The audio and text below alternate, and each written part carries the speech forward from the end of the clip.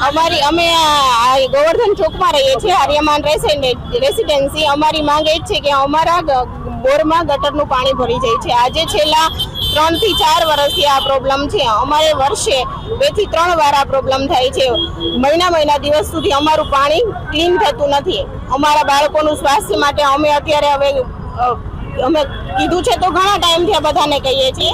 બધા આવીને જોઈને વયા જાય છે, પણ હવે અમારો આ પ્રોબ્લેમ સોલ્વ કરો. બધાને જાણ કરી છે. કોર્પોરેટર આવે, જોઈ જાય, જ્યારે પ્રોબ્લેમ થાય ત્યારે આવે, થોડો ટાઈમ જોઈ જાય, થોડું ગટરને એવું સાફ કરી જાય, પાછું પ્રોબ્લેમ સોલ્વ થઈ જાય. પણ પાછો આ જ પ્રોગ્રામ અમારે રિપીટ થાય છે.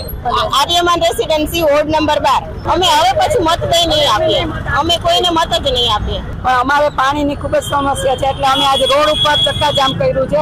એનું કારણ છે કે આજે બોરનું પાણી છે એ બધું હાવ દૂષિત પાણી આવે છે અને કોઈ ઉપયોગમાં નથી લેવાતો. ને તમે હાથ બોરો ને તો હાથે તમારા બળવા માંડે છે અને ઝાડા ઉલટીના એટલા બધા કેસ થઈ ગયા છે કે એની વાત જવા દો. તો અમારે શું કરવું? અમે અવારનવાર કોર્પોરેશનને લેખિતમાં અરજી આપી છે અને અમે માંગણી કરી છે કે અમારું પાણી ચોખ્ખું થાય, છતાંય કોઈ ધ્યાન આપતું નથી. અને ગોવર્ધન ચોકમાં જે કુંડી ભરાણીઓ છે એ તો કોઈ સાફ જ નથી કરતા. તો અમારે શું કરવું?